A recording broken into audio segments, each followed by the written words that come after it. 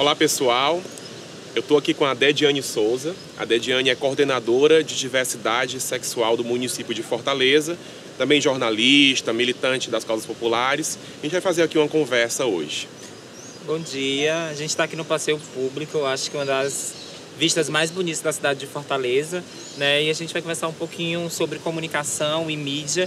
A gente está aqui com o Rafael Mesquita, presidente do Sindicato de Jornalistas Profissionais do Ceará, mestrando em comunicação pela Universidade Federal do Ceará, e a gente vai fazer aqui essa conversa, né? E eu acredito que será um momento muito bacana. Pois é, como a Dediane está colocando, a gente vai conversar sobre mídia e diversidade sexual, diversidade de gênero. Eu acho, Dediane, que num primeiro momento é importante a gente falar um pouco sobre a sociedade, né, onde essa mídia está pautada, onde a gente acaba produzindo comunicação e onde também a comunidade LGBT, as mulheres são representadas nessa comunicação.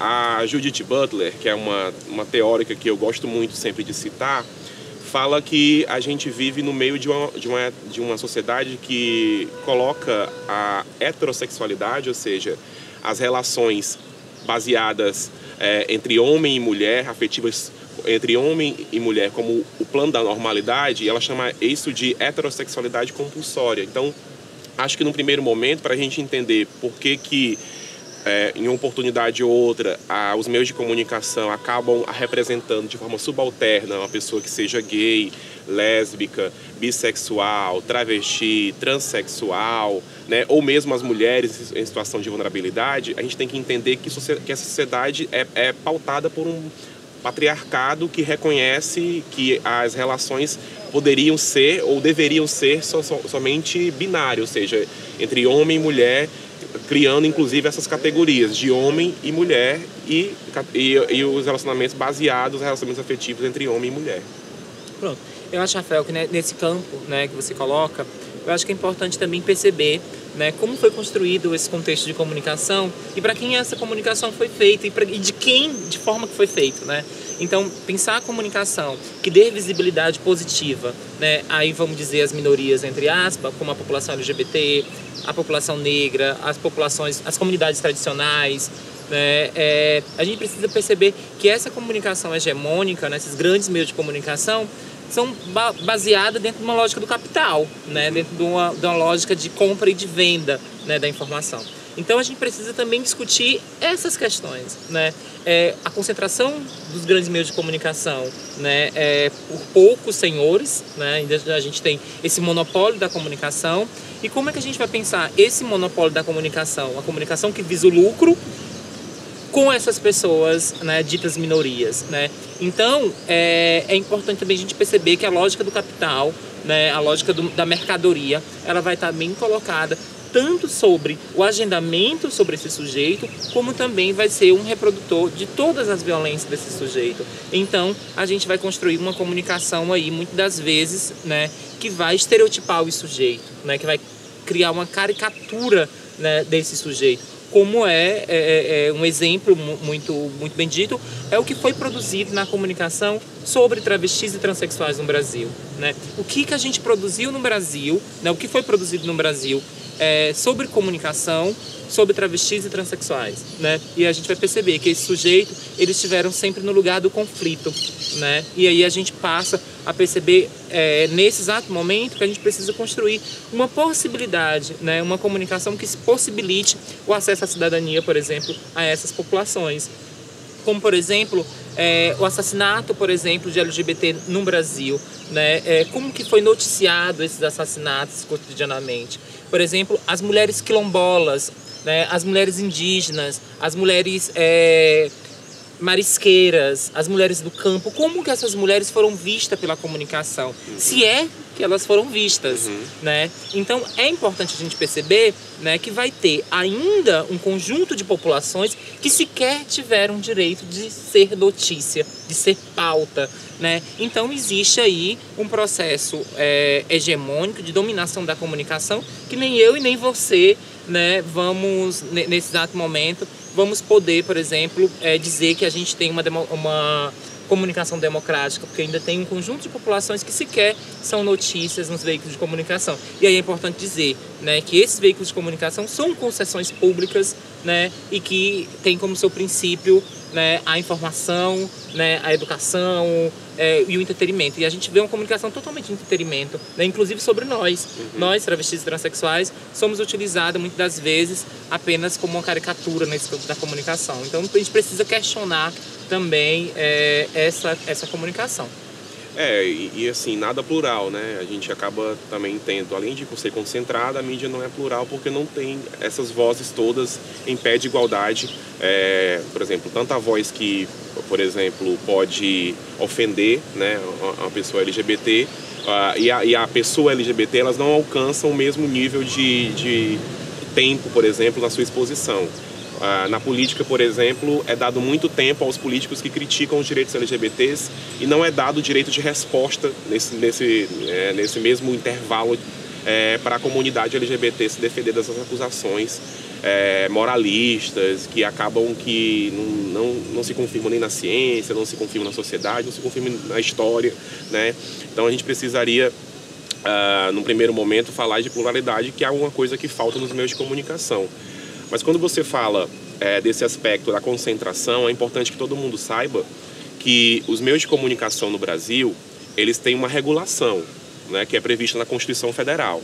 No capítulo 5 da Constituição, pelo menos a radiodifusão, ou seja, a rádio e televisão, elas deveriam ser reguladas de forma mais direta pelo Estado. E o Estado deveria criar mecanismos complementares à Constituição, a esse capítulo 5 da Constituição, para que houvesse, de fato, o acompanhamento dos desígnios culturais, educativos e informativos, que são 3 princípios que norteariam a produção em comunicação. Ou seja, o direito humano, né, a cidadania de LGBTs deveria ser um compromisso fundamental de todo o veículo de comunicação.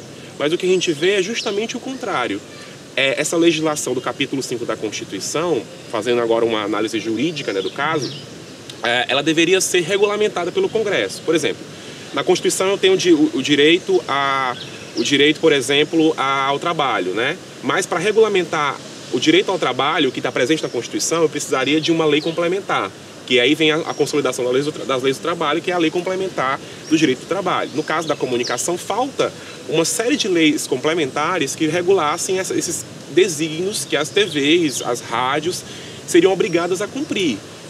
O único ponto que foi cumprido é a instalação do Conselho de Comunicação Social do Senado, que é um órgão acessório de aconselhamento do Senado, não tem muito poder, foi criado por lei complementar, mas os senadores recebem, a Câmara recebe os pareceres do Conselho e muitas vezes não cumpre os pareceres do Conselho, que é um órgão tripartite, formado por empresários, sociedade civil, trabalhadores e governo, né?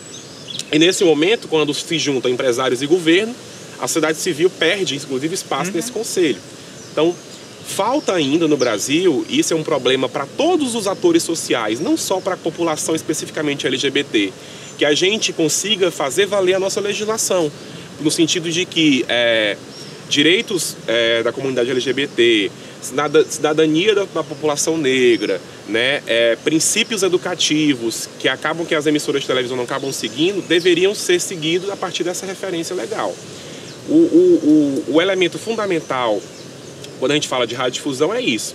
Por outro lado, tem outra diversidade de veículos, como por exemplo a internet, onde todos nós, né, podemos postar, ainda que a internet também tenha as suas corporações por trás. Por exemplo, a gente não utiliza a web livremente, a gente utiliza a web a partir de plataformas como o Google, como o Facebook, como o Instagram. Então a gente navega na web por plataformas que são de fato de corporações, e corporações muitas vezes que não têm compromissos também com esses valores. Mas, por outro lado, a gente tem possibilidade de se comunicar, de também estar presente nesses meios. O que eu acho que ajudou a modificar, onde eu quero chegar é isso, o que eu acho que ajudou a modificar, inclusive, a percepção, de alguma forma, sobre os direitos LGBTs nos últimos anos, foram esses mecanismos de comunicação alternativa, que vinham desde da metade do século passado, década de 60, 70, com os jornais alternativos LGBTs, que começaram a pautar os direitos, né, ainda na ditadura militar. E agora, hoje, com a profusão de informações que a gente tem possibilidade pela internet, onde vários ativistas, atores sociais ou simplesmente pessoas que se reconhecem como gays, lésbicas, bi, trans, que vão lá e vão colocar a sua opinião e acaba que, por uma perspectiva também de mercado, às vezes, por uma perspectiva de consumo, de alguma forma, os veículos de comunicação têm que mudar esse retrato que fazem da comunidade, da população LGBT. Aí eu acho que é importante, Rafa, também trazer, né, dentro do campo dessas novas tecnologias de comunicação, que não é tão nova, né, das novas tecnologias de comunicação, é que, na verdade, também vai construir um processo de construir, por exemplo, celebridades, né, celebridades que são sujeitos LGBTs, né, que também vêm nessa linha de polemizar também os assuntos. Na verdade, não são profissionais de comunicação produzindo comunicação na web, né? Muitas das vezes são personalidades, né, que se constrói a partir dessa popularidade nas redes, né, para trazer informações, e muitas das vezes tem informações desencontradas, né, do que é ser o sujeito LGBT. Então, muitas das vezes também esse espaço, ele é um espaço também de reprodução, de caricatura desses sujeitos LGBTs. Então é importante a gente dizer, né, que a produção da comunicação, né, ela tem que ser produzida por profissionais de comunicação, né? Então a gente pode ter vários canais, né, de comunicação que produzem, né, editoriais, mas que não são comunicadores, né, por exemplo, formados em comunicação. Então é importante também a gente compreender, né, que, como você mesmo colocou, que os jornais comunitários, né, que foram produzidos aí na década de 80, por exemplo, o Lampião da Esquina foi onde surge o primeiro grupo organizado, né, naquela época de homossexual, né, no Brasil, né, que surge aí o Grupo Somos. Mas a gente ainda tem, hoje no Brasil, várias organizações da sociedade civil, que produz comunicação comunitária, né? Mas que essa comunicação comunitária ela não vai ter um alcance de massa, né? Não vai ter um processo de massificação. Então, parte também de nós, enquanto comunicadores, esse desafio. Qual o desafio nosso, enquanto LGBT, enquanto comunicador, de produzir outra possibilidade de comunicação que valorize os direitos humanos, que valorize os sujeitos, né? Eu acho que essa é uma das maiores inquietações. Por que eu digo isso? Porque muitas das vezes parece que o comunicador não pode ter sexualidade, não pode ter orientação sexual, não pode ter identidade de gênero, né? E será que as grandes corporações de mídia também, como que ela molda o seu profissional, né? Como é que ela vai construir o profissional que ela quer estar ali como âncora do seu jornal, né, do horário nobre, né? Então vai ter uma construção aí de um profissional que nós, né, por ser assumidamente LGBT, a gente já está excluída aí desse espaço de disputa. A gente não tem o mesmo patamar de igualdade de disputa, porque a gente é assumidamente LGBT. A gente é preferido. Isso. Eu, por exemplo, enquanto travesti, né, eu já tenho aí algo que já não me dá o patamar de igualdade, porque eu já sou travesti. Não tem como contratar a Dediane sem contratar essa figura aqui que vos fala. Por quê? Né? Porque é uma construção identitária que está junto com a profissional, não tem como deslocar, né, o sujeito travesti da jornalista, né? Então, também tem esse espaço que é de como o profissional, né, enquanto sujeito travesti, enquanto sujeito gay, assumidamente gay ativista, né, vai poder furar essa bolha, né, desse grande mercado que é a comunicação e que tem os seus padrões construídos, né? E só a nossa orientação sexual, a nossa identidade de gênero já vai romper, né, essa norma que é heteronormativa, né, que é branca, né, que é cisnormativa, né, que vai vir um montão de questões. Então, a gente precisa pensar também, né, esse modelo, como é que nós, enquanto profissionais jornalistas, enquanto LGBT, né, enquanto ativista, que é importante dizer que a gente não é só LGBT, a gente é ativista LGBT. Você tocou num ponto fundamental que eu acho que vai perpassar todo esse processo de representação da comunidade LGBT, dificultar, né, ou impossibilitar o ingresso de sujeitos LGBTs nos espaços de comunicação, como você está narrando, que eu acho que é o padrão que o consumo de mídia é formatado, ou que os próprios veículos definem como jornalismo é essencialmente preconceituoso e eu diria até LGBTfóbico, no sentido de que eles escolhem um gênero. Esse gênero do jornalismo é o masculino, não sou eu que estou dizendo, são vários pesquisadores que falam aí, inclusive a Márcia da Veiga, né? A partir da construção do gênero masculino, eles, por exemplo, dizem que como vai ser representada uma mulher na televisão e como vai ser representado um homem na televisão, no jornalismo. Observem que todos os telejornais, como o homem está vestido e como ele deve estar vestido.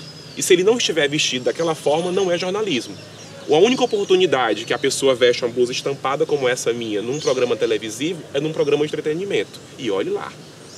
Tem que ser um programa muito contemporâneo. E olhe lá. Então, os corpos LGBTs, na sua performance, que rompem os padrões de gênero, porque tem corpos LGBTs que, muitas vezes, por uma sujeição social, por uma imposição social, uma imposição de mercado, uma imposição preconceituosa da sociedade, não vão se representar da forma como queriam ou da forma como desejariam, né? Então, os corpos LGBTs, eles são despidos da sua performance. Por exemplo, eu, particularmente, eu sou homem cis, né? Eu sou um homem que me reconheço no meu próprio gênero, gay, mas eu, por exemplo, eu não acho que eu fique bem, eu não gosto de utilizar, por exemplo, terno. Eu prefiro utilizar outro tipo de roupa que é meio híbrida no conceito de gênero tradicional, do feminino ou do masculino. Eu gosto de me vestir nesse meio campo, nem lá nem cá, que é como eu digo. Esse nem lá nem cá meu, os seus seios, o seu corpo, como você mesmo disse, a sua performance, a nossa performance, ela não é aceita no telejornal. Nós não somos corpos que estampariam, né, projeto 50 anos do Jornal Nacional. Então, parte daí. Então, a gente, enquanto sociedade, enquanto profissionais da comunicação, tem que ter esse estalo. Romper com esses padrões, eu acho que vai ser o fundamental para a gente ir desassociando uma série de preconceitos que estão na nossa vida. Eu cometo preconceitos, você comete preconceito, mas a gente precisa, ao construir uma sociedade da tolerância, começar a repensar nossas práticas, que é um pouco isso que a literatura feminista, da teoria feminista crítica contemporânea fala. A gente precisa implodir os gêneros, eu acho que é isso mesmo. Os gêneros, até hoje, eles fizeram com que a gente sofresse, de certa forma. Então, a gente tem que ter liberdade de, dentro dessas caixinhas, nos encaixar. Temos que ter a liberdade de nos encaixar, se a gente quiser se encaixar. Mas tem que ter a liberdade da gente surfar, da gente ocupar esses espaços num dia aqui, um dia acolá, né? Usando as expressões do senso comum. Eu acho que, fundamentalmente, é isso.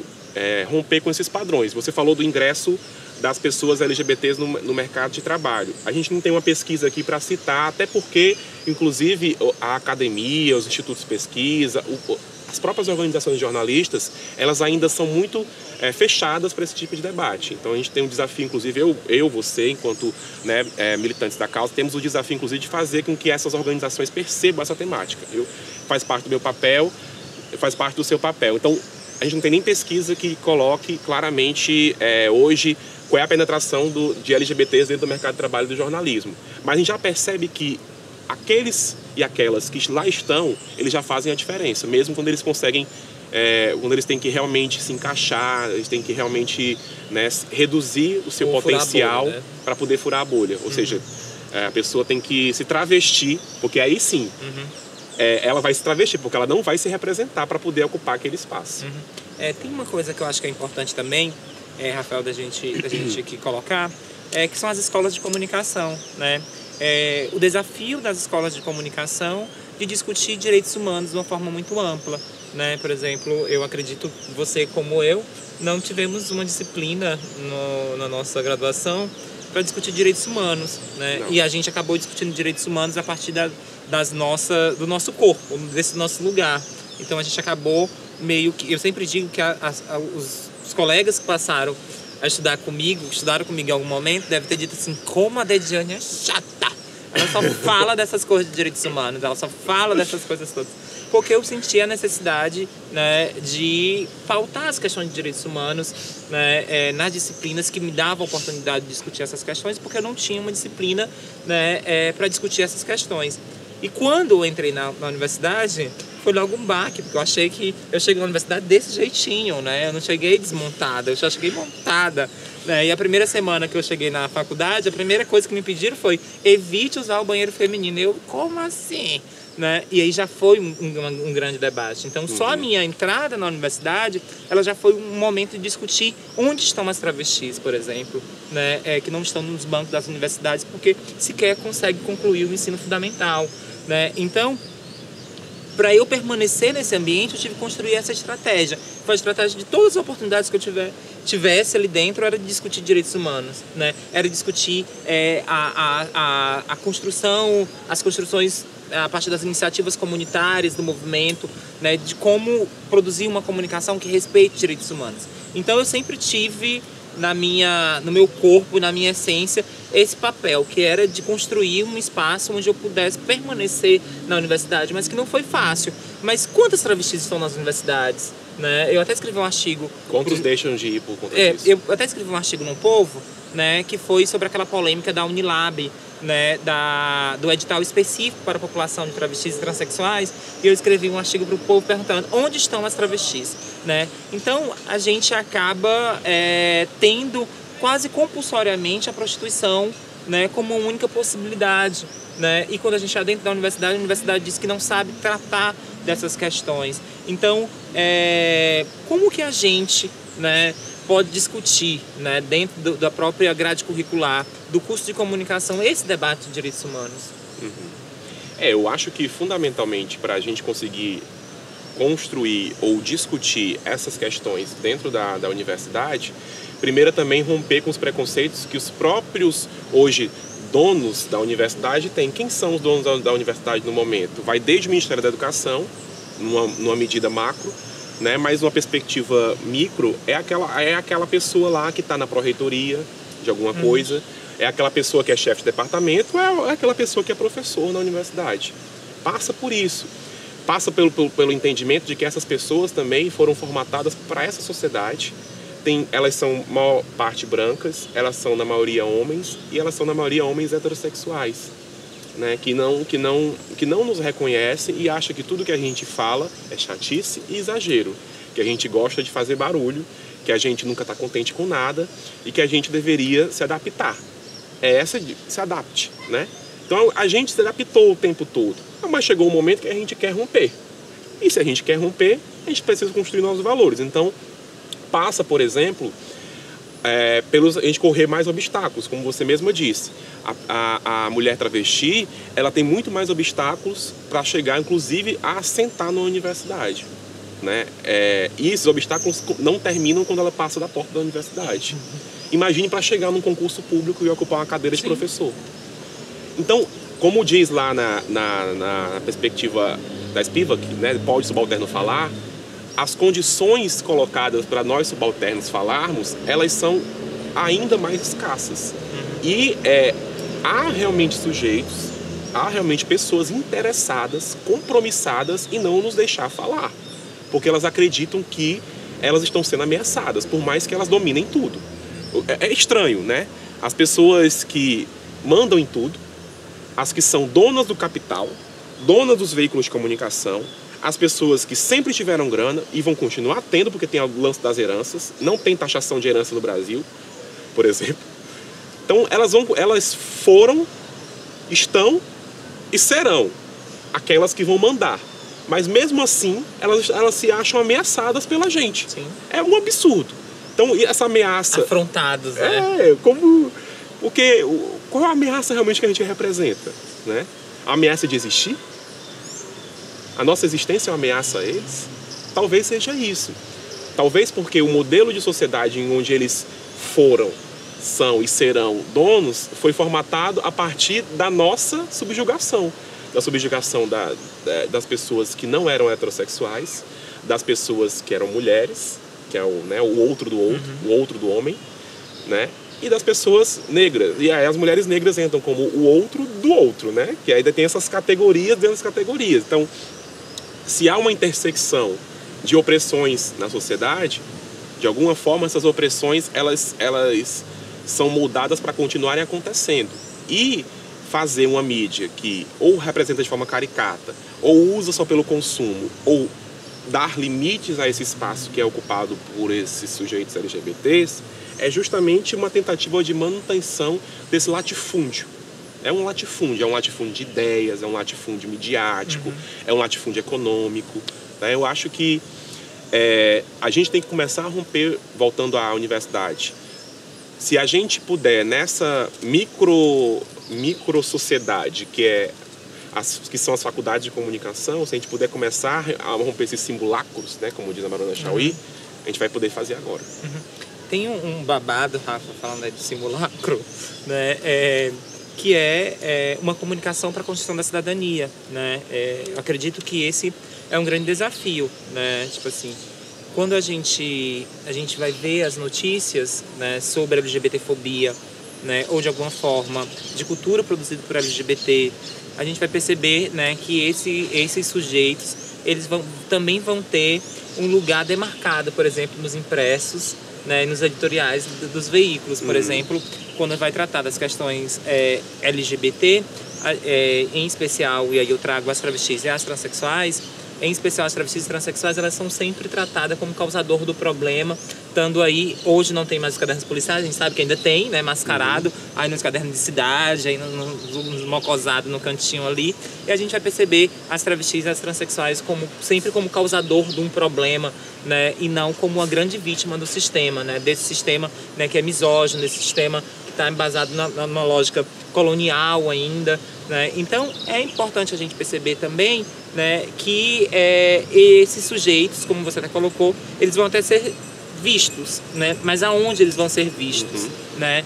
Então é importante a gente perceber também, né, que vai existir, né, a partir dessa reivindicação nossa, né, que eu também me coloco enquanto movimento, né, da disputa do imaginário de sociedade, a gente vai ter o espaço, mas ele não é o espaço adequado para a questão, né? Muitas das vezes a gente vai estar ali como causador de um problema e não como uma vítima de todo o sistema, né? Então é importante, né, a gente perceber também, né, que as questões de violação de direito também vai estar dentro das redações e dentro dos veículos de comunicação, né? As violações de direito, de como abordar uma travesti, de como abordar uma transexual, de como valorizar uma fonte, de como trazer, de como trazer esse sujeito, né, para o público, como noticiar esse sujeito, né? E aí, reforçando, mais uma vez eu trago a caricatura, né? E aí a gente sabe também que os veículos de comunicação foram os primeiros espaços, né, aliado, olha como é contraditório, né? Aliado porque foi onde as primeiras sistematizações de violência LGBTfóbica no Brasil, ela foi produzida a partir dos recortes da mídia, né, que o GGB faz aí desde os anos 80, né, que é a catalogação de crimes de característica LGBTfóbica, né, que é produzido no Brasil a partir do GGB, localmente o GRAB. Hoje a gente lá no Centro de Referência também faz essa produção, né? Então, se a gente for analisar, né, e você também tenta estudar também um período histórico, né, dentro do período, como que foi noticiado a população LGBT. E a gente vai perceber, né, nesse intervalo, que vem construindo uma mudança hoje, né? Assim, do início dos anos 2000 para hoje, a gente vai ter outro modelo de comunicação. Eu acredito, né, e aí sem nenhuma pesquisa, sem nenhuma pretensão de ser verdade, mas eu acredito que isso é muito fruto, né, do movimento LGBT, das organizações, né, inclusive do manual da Aliança LGBT que produz comunicação. O próprio Grupo Dignidade, aí no início dos anos 2000, também já tinha produzido um manual de comunicação também falando sobre essas questões de como tratar a população LGBT, né, os termos corretos, as siglas, como se vai colocando. Eu acho que essa é uma estratégia muito bacana, né? Mas acredito que tem um próximo passo, né, a seguir, né, um próximo passo, que é a visibilidade desse sujeito na grande mídia, né? Como que a gente vai ser visto na grande mídia? E aí a gente se pergunta, é uma reflexão mesmo, como é que a gente vai se ver na grande mídia né, no momento onde a gente está sendo censurado pelo atual governo, né? Como é que a gente ganha, né? Eu acho que não ganha, a gente conquista, a gente ocupa, né, alguns espaços na mídia, mas que hoje a gente vivencia um momento de censura totalmente, não só nas questões LGBT, mas as questões de gênero, as questões étnico-racial, né, e as questões LGBT está sendo censurada. Muitas das vezes as produções alternativas que são produzidas, né, por sujeitos LGBTs, por organizações LGBT e que tem algum campo de iniciativa, de acesso aos fundos públicos, está sendo censurada pelo atual governo, né? Então, como que se coloca isso, né? Como se coloca isso nesse tempo, né? Como é que a gente caminha muito pouco, né, nessas últimas 3 décadas, e que nesse exato momento tudo isso está ameaçado pelo governo, né? Pelo governo que se coloca anti-LGBT, um governo que se coloca de frente racista, machista, né, e declaradamente homofóbico, né? Como é que a gente vai acessar os fundos públicos, né, para produzir essas outras possibilidades no momento de censura? Né? De um governo, inclusive, que deixa persegue, de cumprir, né, as leis, né, para poder perseguir. Esse exemplo que você está colocando da lei do audiovisual, o cara simplesmente disse que não ia cumprir um mecanismo legal que está acima dele, né? As leis, em tese, teriam que estar acima dos presidentes. Os presidentes, assim como qualquer cidadão do país, deveriam cumprir as leis. Ele pode até assinar novas leis, mas ele tem que cumprir as que existem, até quando elas existem. Então, o que esse sujeito está fazendo é realmente isso. É romper inclusive, com um fundamento mínimo de funcionamento do Estado. Talvez fique muito difícil a gente responder como a gente enfrenta essa conjuntura onde as instituições não funcionam, né? Quando as instituições não funcionam, fica muito difícil a gente saber até que ponto a gente vai conseguir alguma perspectiva de ganho imediato, futuro, de enfrentamento dessa situação. Se a gente consegue enfrentar de fato a situação. Tem uma coisa, Rafael, que é importante dizer, né, que essas iniciativas, editais públicos, né, ela tem que ser garantida, né, totalmente, o acesso aos fundos públicos, né, para todas as pessoas, né? Então, quando a gente fala, né, de um patrocínio, por exemplo, de um edital público, né, para patrocinar ou para financiar uma iniciativa de combate à discriminação, de combate ao preconceito, seja contra a população LGBT, seja contra, né, a população negra, a gente precisa compreender que isso está muito maior do que o cargo de presidente da República. Porque, na verdade, o que está garantido também na Constituição brasileira é que o governo tem que criar a possibilidade de igualdade entre as populações. Que, na verdade, o governo se coloca contrário a isso, né? Ele vai construir mecanismo de discriminar os sujeitos LGBT, fazendo aí um percurso inverso do que é o papel do governo, da instituição, né? Então, homofobia institucional, racismo institucional, misoginia institucional. E aí eu pergunto, né? Aí, acho que todos os dias eu me pergunto, né? Qual o momento que a gente vai chegar, né, e vai dizer que a perseguição desse governo não é só contra as pautas LGBT. Esse governo, ele é contra qualquer pauta que seja progressista, qualquer pauta de valorização à diversidade da população brasileira, né? E aí muitas vezes acaba nós gritando entre nós, né?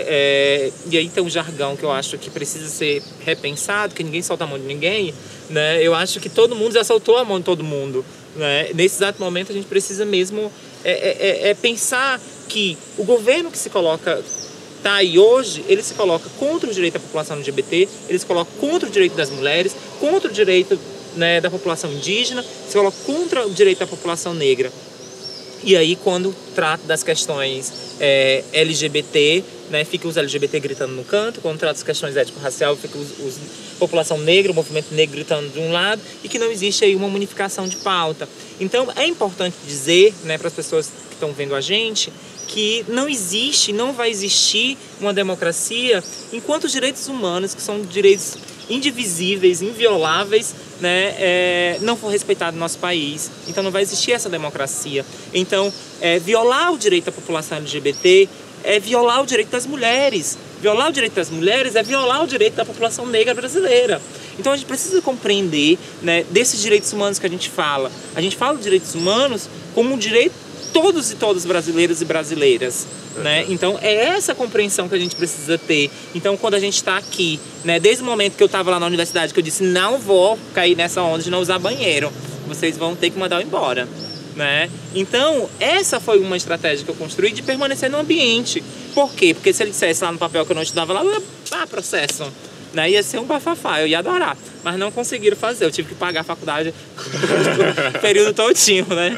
Então é nesse campo, né, que é dessa disputa. Então não me afeta discutir, né, o direito, por exemplo, o direito das mulheres não vai me afetar porque eu sou travesti, eu estou lá no direito LGBT, afeta, né? O direito da população negra também afeta, né? Então é importante a gente perceber, né, que nesse exato momento a comunicação, e aí a comunicação que eu falo, a comunicação é a outra comunicação, né, a comunicação de massa do mercado, né, ela é importantíssima para a valorização da diversidade brasileira, ela é importantíssima como uma estratégia de denúncia, né, de todos os malfeitos que tá aí colocado, mas que a gente precisa construir uma estratégia, né, de solidariedade com os demais, né, eu acho que é bem isso.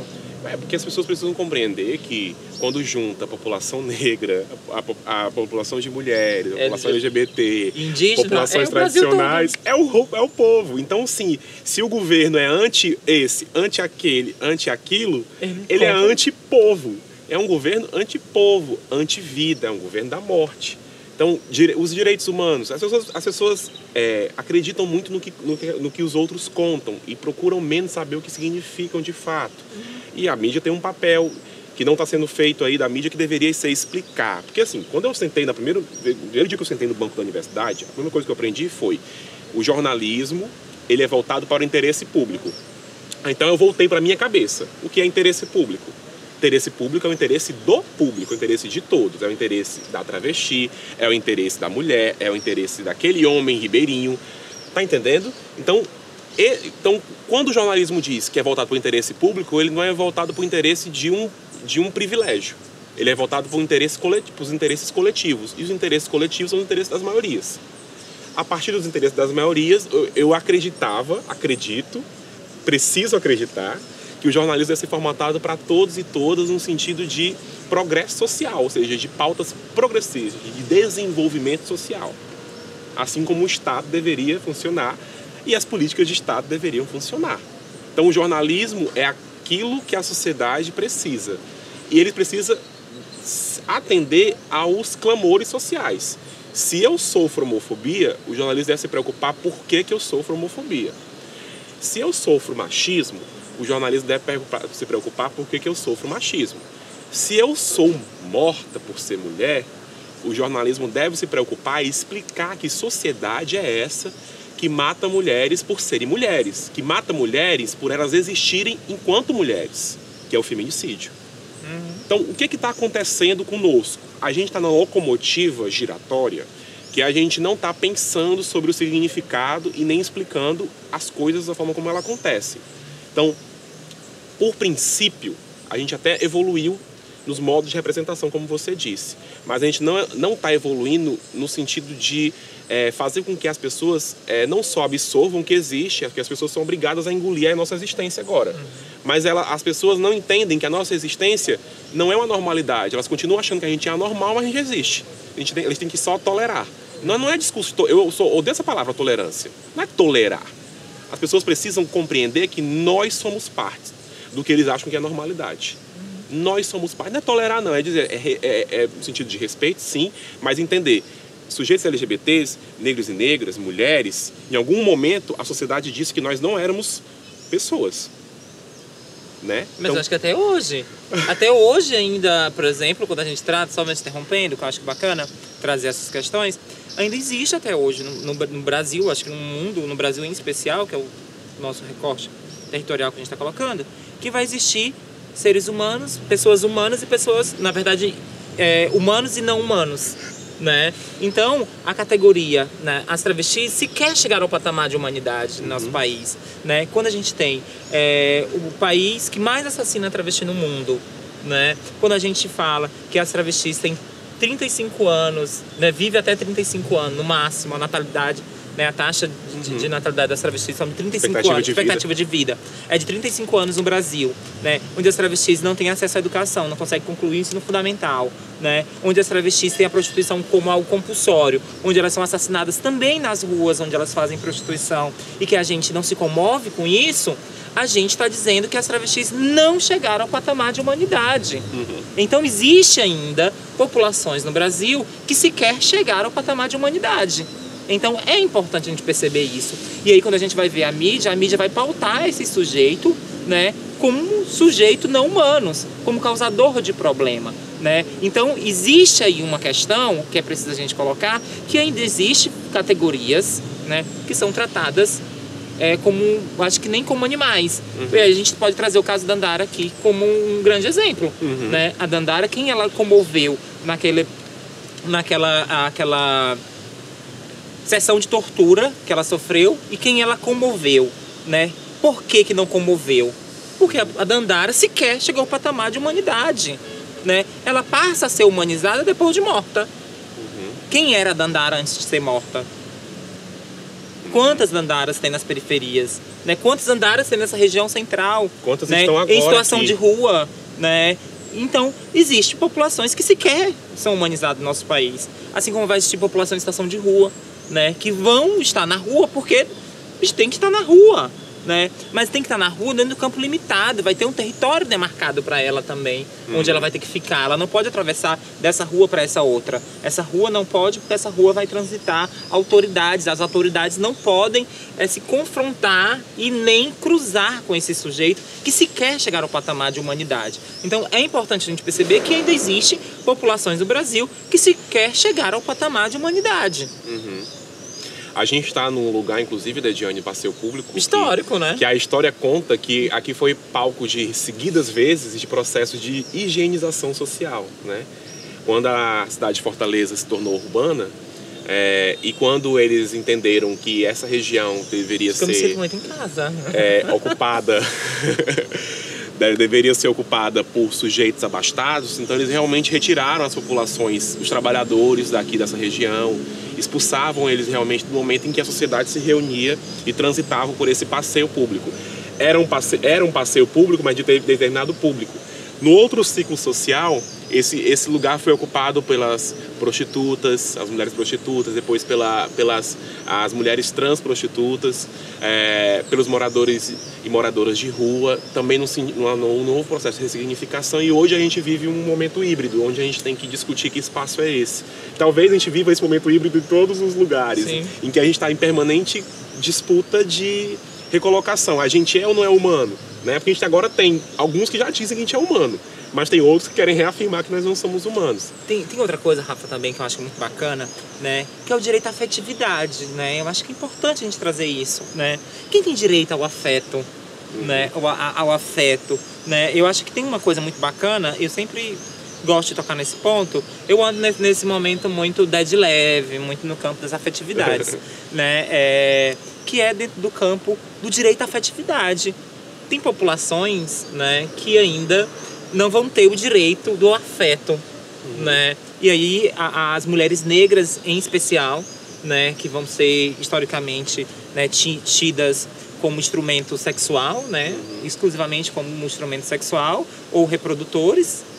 E máquina de trabalho. E máquina de trabalho, né? As travestis também vai ter esse lugar muito demarcado, né, como fetiche, né? Então aquela bela mulher esculpida, né, de peito e outra coisa lá, né, vai ser objeto de muito desejo, né, muitas vezes daqueles que nos violam durante o dia, né, mas que na noite, na calada da noite, né, eles vão realizar os seus feitiços mais sórdidos possíveis, né.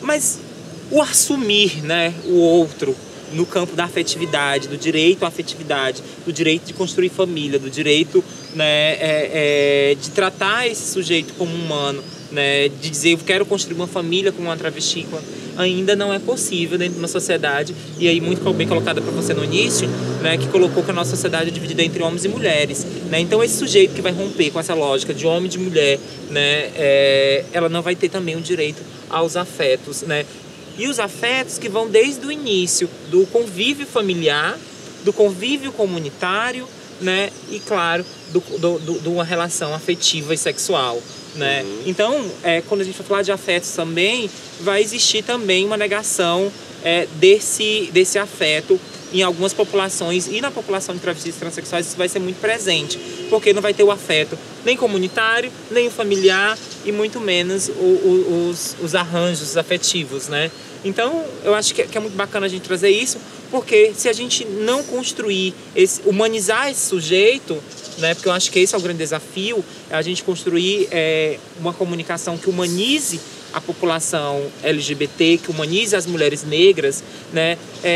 As nossas relações ainda vão estar dentro do campo da clandestinidade, né? Ainda vai estar no campo do escondido, como a gente diz, né, no nosso território, no campo do mocó, vai ser mocosada, né? Então, esse mocosado vai representar aí um conjunto de questões, né? Que é o processo mesmo desse lugar do subalterno, né? Que é o lugar, né, que as travestis não têm direito à afetividade, elas são apenas máquinas de fazer sexo, né? E ela só tem esse papel, esse papel delimitado, demarcado, né? Apenas que ela tem que estar na rua tal, X e Y na cidade. Eu não posso confrontar ela mais em outro lugar nenhum nessa cidade. Ela tem que estar em algumas esquinas escuras da Avenida Beira-Mar, na Clarindo de Queiroz em algumas esquinas escuras e na José Basto, né?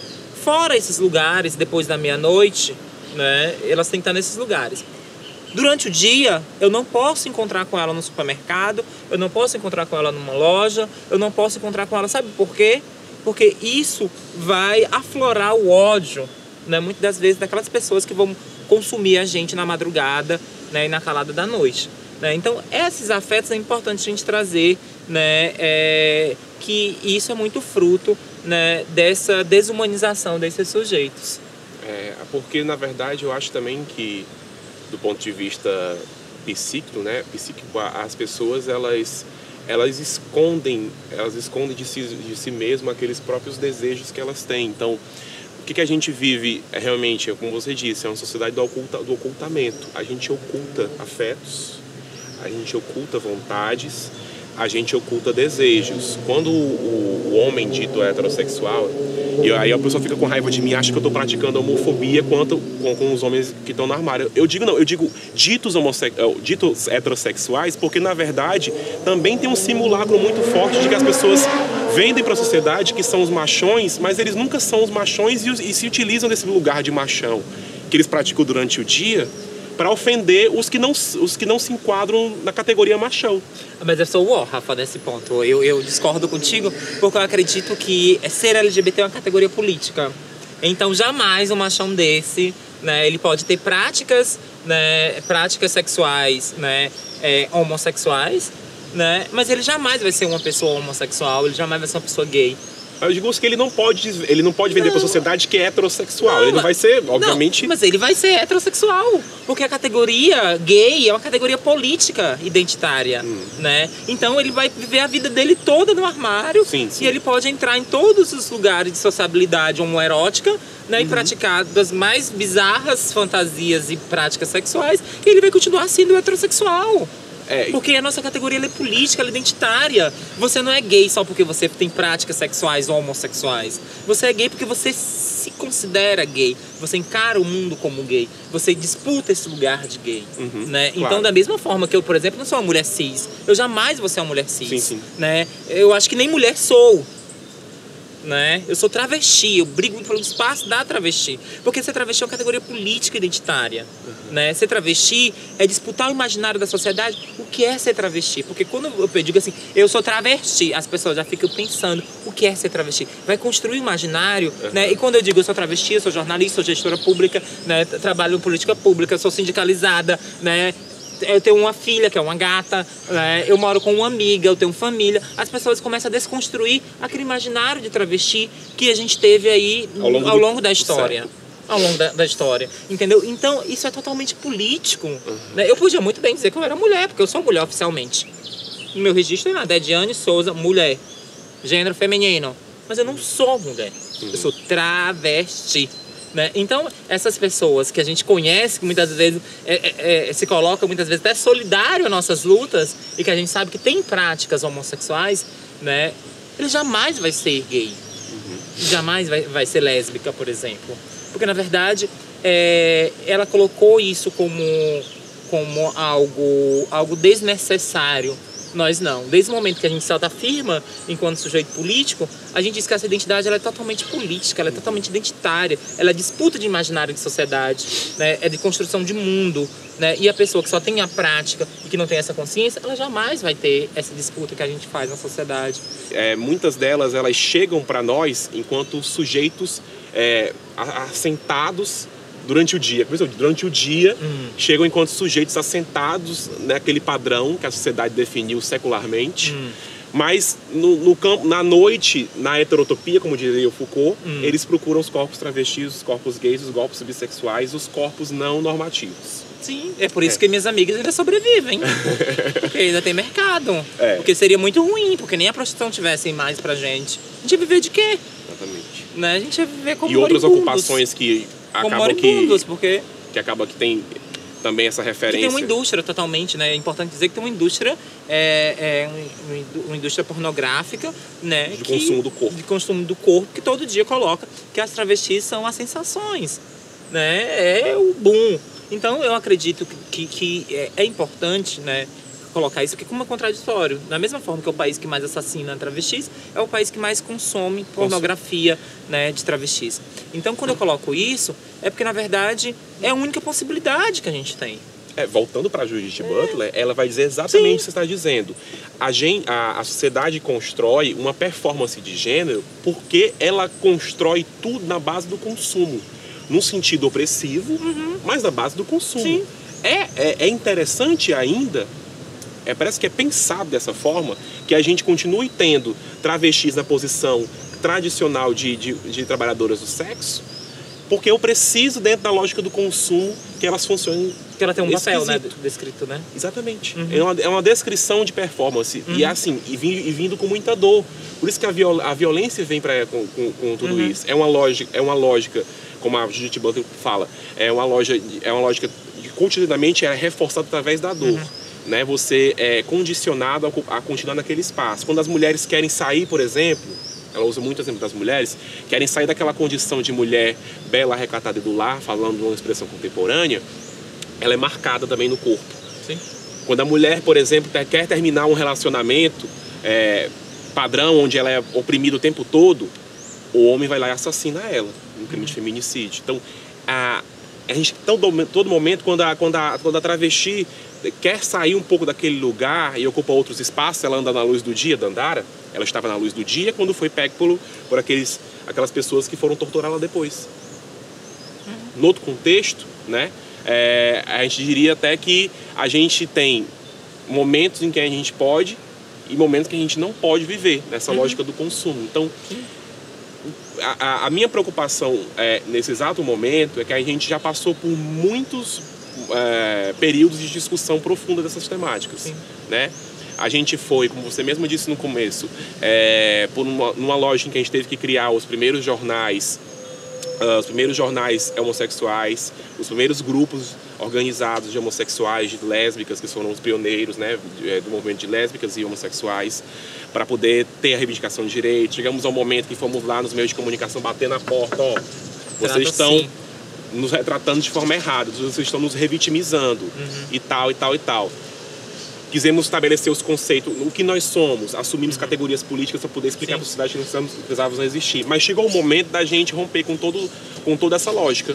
Eu acho que a gente vive hoje. A comunicação, a sociedade, a escola, a família, todos estes instrumentos de opressão para a gente precisam ser demolidos no sentido clássico que tinham para poder serem transformados numa perspectiva que aí algumas pessoas vão dizer, né?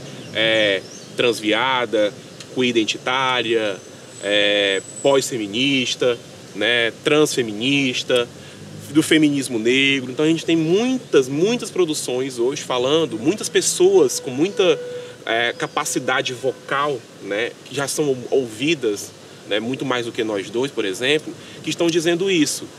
Chegamos no momento em que aquela ciência não funciona mais, aquela sociedade não funciona mais. Vamos continuar nos matando? Acho que essa é a grande preocupação que a gente tem. E a comunicação é um dos pilares desse processo. Uns falavam de quarto poder, mas eu acho que, como a gente voltando lá para aquela discussão de sociedade e família, propriedade privada e Estado, alguns reis lá na França inventaram um negócio chamado comunicação de massa. E esse babado nos seguiu até hoje. E a comunicação de massa é um ambiente onde a gente precisa fazer essas discussões. É uma via de mão dupla, né? Eu posso desconstruir os estigmas, a discriminação, como eu posso reforçar tudo isso. E você percebe como é conjuntural, como a comunicação se move, como se move as peças do xadrez.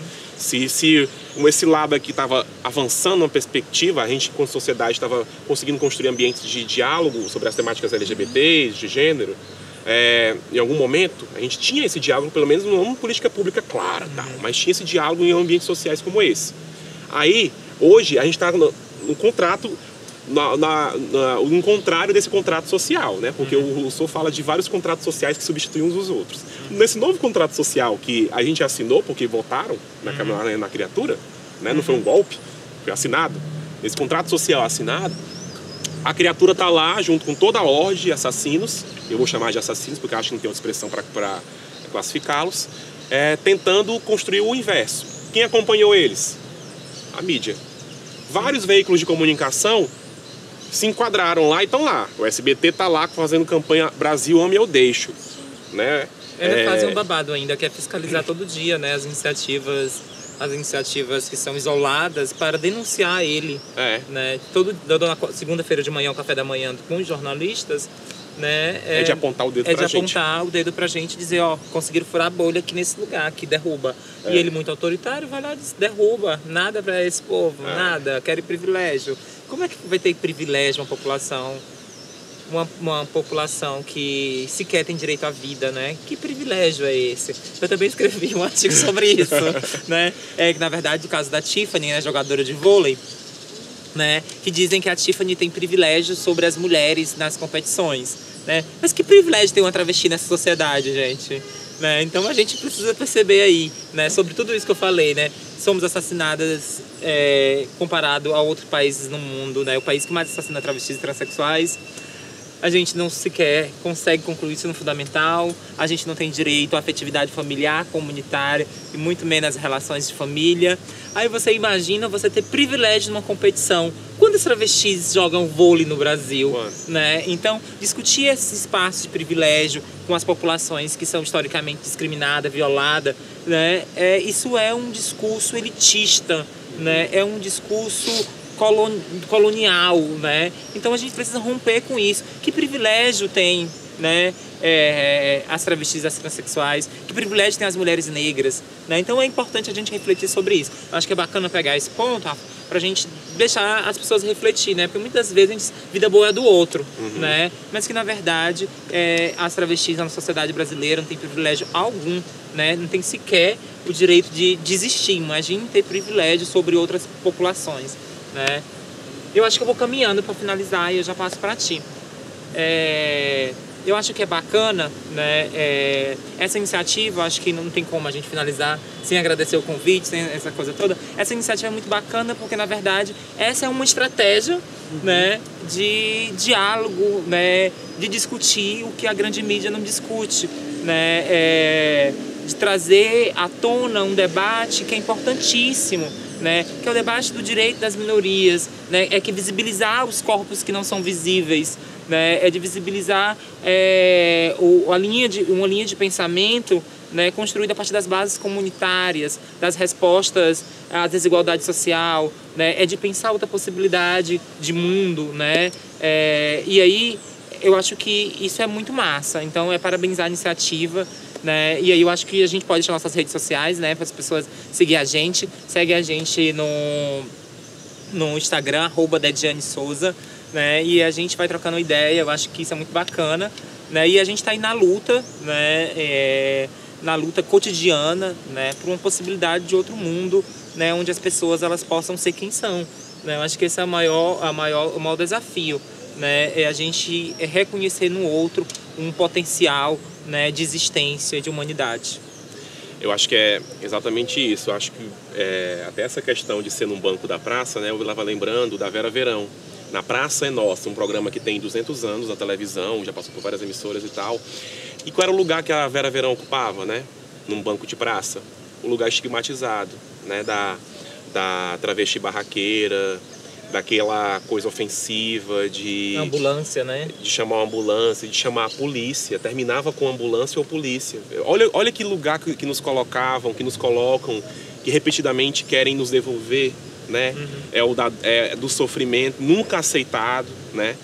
Se tinha ali personagens que eram ofendidos, ali tinha preconceito de todo tipo, tinha preconceito com a terceira idade, tinha preconceito com todo tipo de sujeito, mulher, né? Mas esse ficava muito claro na minha cabeça, inclusive episódios em que a própria Vera atribui até o infarto dela final a um momento em que ela ocuparia o palco de um programa dominical e tinha um padre lá e o padre disse que não ocuparia o mesmo espaço que uma travesti. Então olha como a mídia nos causa dor, e essa dor talvez pode nos levar, né?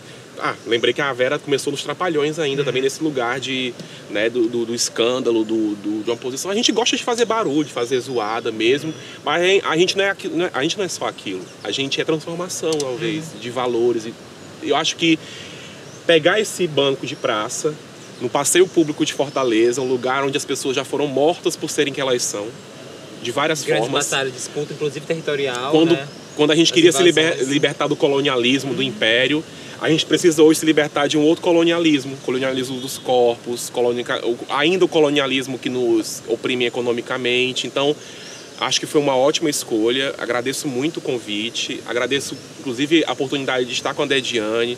A Dediane é uma pessoa com quem eu tenho uma trajetória muito próxima a ela, em vários espaços a gente quase que tem um ponto em comum, a gente faz uma curva na vida e se reencontra de novo no jornalismo. Acho que isso é bem bonito. A gente está se reencontrando nesse banco de praça aqui para ressignificar a nossa existência, inclusive, né? Enquanto pessoas que vêm dos movimentos sociais, que tiveram que comprar cada um as suas brigas, e hoje dizer para todo mundo que a gente tem que transformar a nossa comunicação. Então, por uma mídia que nos coloquem em posições de sujeito, não de subalternos, ou que nós mesmos tenhamos que fazer como vocês fizeram aqui, nos convidando, e fazer a nossa própria mídia. Fazer uma TV web que vai transformar as relações de gênero, de sexualidade, de raça, pautar a cultura popular, pautar os direitos da população, e como a gente falou lá atrás, se todos esses grupos aí sofrem opressões, imagina se eles se juntam e fazem uma revolução. Então, por revoluções na comunicação e por revoluções na vida. Milton Santos diz isso, né? Se a gente se empoderar das ferramentas, a gente consegue fazer as nossas revoluções. Exatamente. Eu acho que é a hora da gente pegar as nossas espadas. No nosso caso aqui é pegar uma câmera, um microfone e batalhar, né? E batalhar junto e chamar mais gente para estar do nosso lado. Então, venham para o nosso lado aqui que a gente tem muita coisa para construir junto, com muita alegria, bom, né? Inclusive. Essa revolução aqui, ela é colorida. Deixar também as minhas redes sociais, né? A minha rede social, Instagram, é @RafaelMesquitaJ. Rafael Mesquita J, de jornalista, ou de Jerônimo, que é o meu sobrenome. O herói do sertão, agora a rainha do sertão. Obrigado pelo convite e até mais.